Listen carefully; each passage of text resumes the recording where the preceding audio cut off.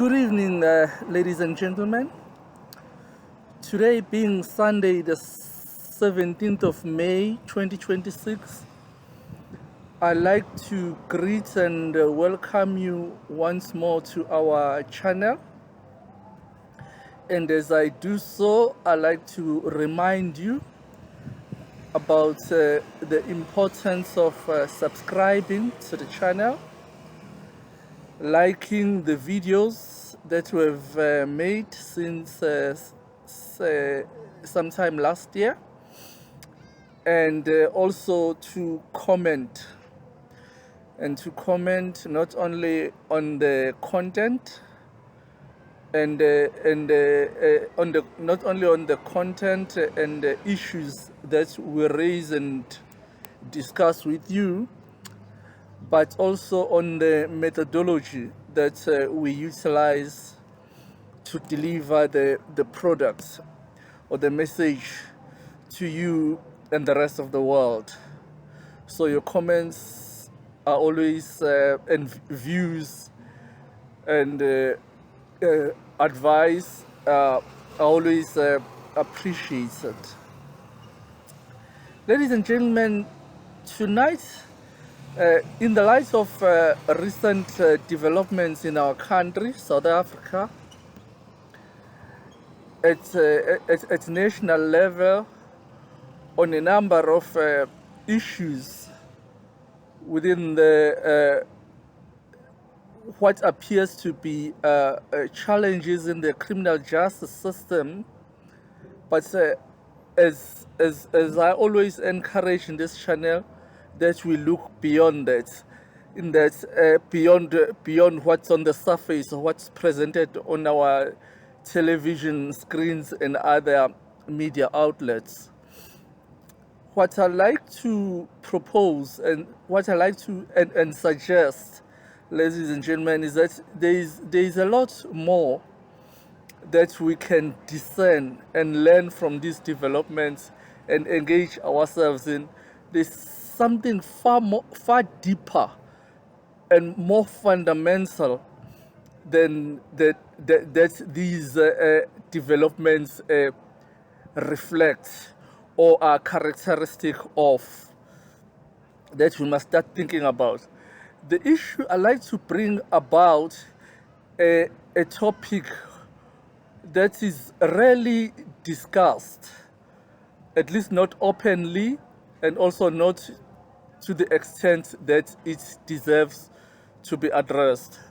It's the issue of systems of living, ways of living, the development, what we have come to take instinctively and by default as natural and normal ways of doing things, of living as a people and in the society, and the structures and systems, more so systems which are reflected in structures that have been developed over centuries, and that our generations and generations before us have come to accept as normal and adopted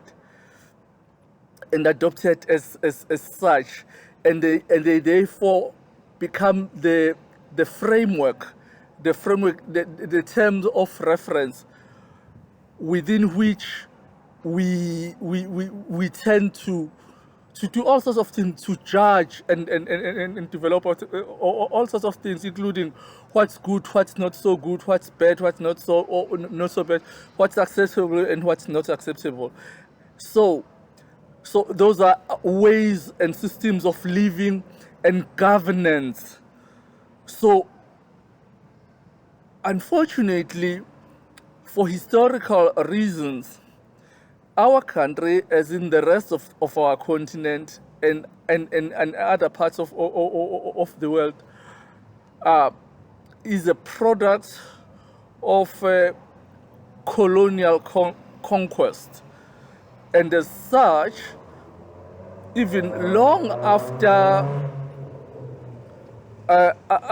formal abandonment of colonial structures, I want to avoid the use of the term decolonization, because there's ample evidence that that hasn't happened yet.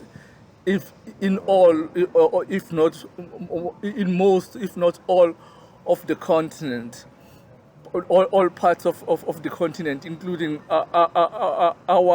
us in the southern tip in South Africa, that those are systems of governance and ways of living and doing things that have been largely imposed, but which on us, but we have come to accept as normal.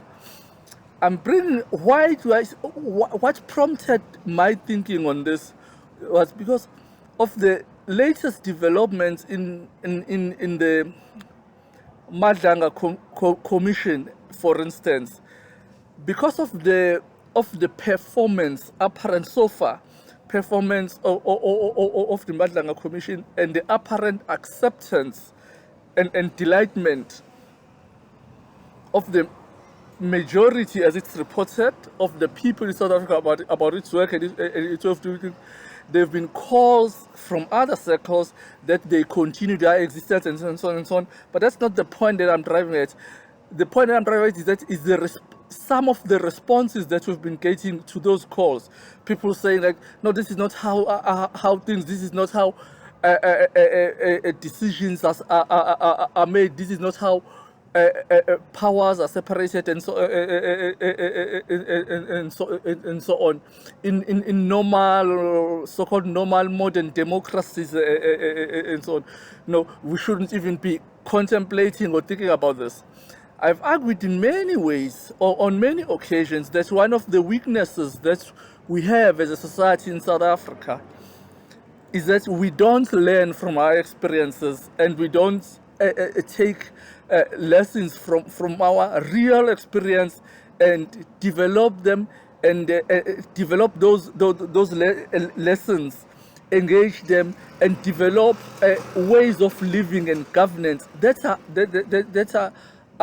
we can proudly and authentically say that they are our own, because they are based on our lived reality.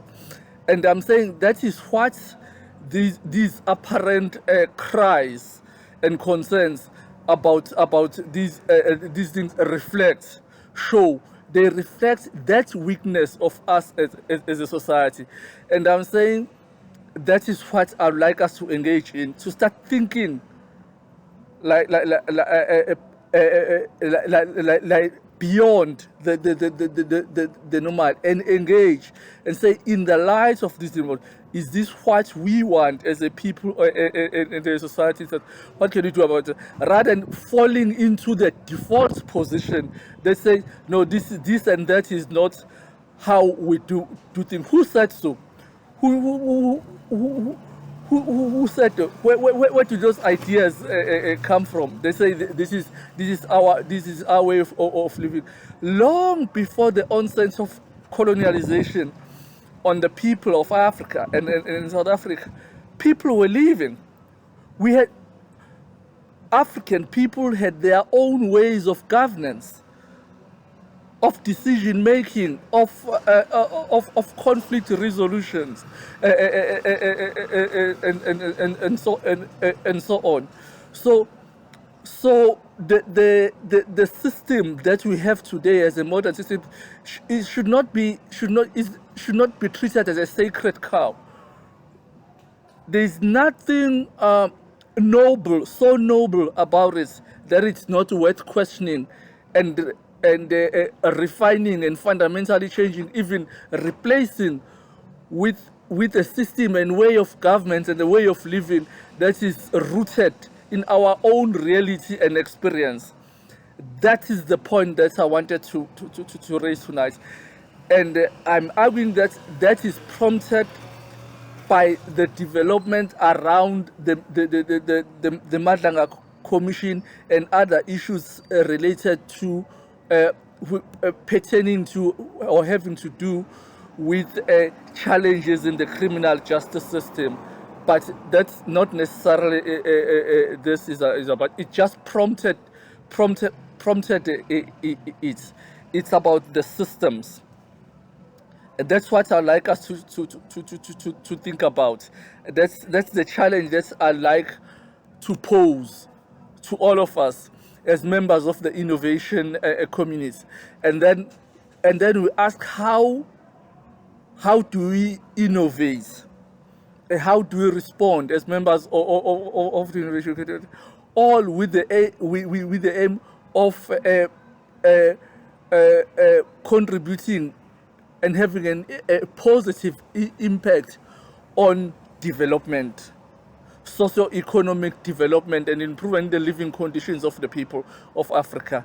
And we should, and that cannot happen with the mind, a fixed and set mindset that has already defines what is acceptable, what is not acceptable, especially when that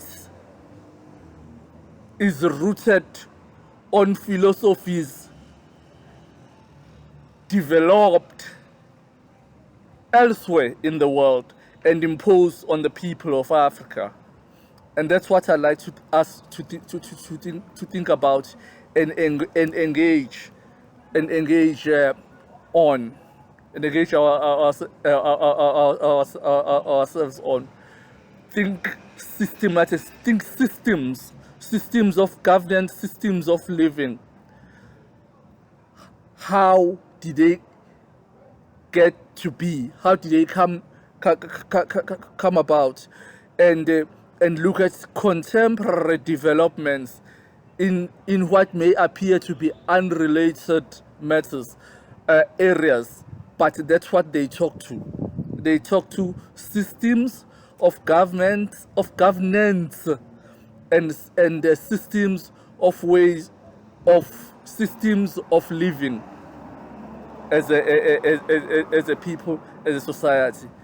That's what I'd like to challenge you about tonight, ladies and gentlemen. And it's so fundamental and profound an issue and a way of thinking and view of the world that I thought it would be a dereliction and abdication of duty on my part not to bring it to the fore, and not to invite you and all of us to engage in it and think about it. And I hope we'll be able to take it forward further and to discuss it further in the forthcoming weeks, months, or so, because there's so much that is happening in our country and our continent.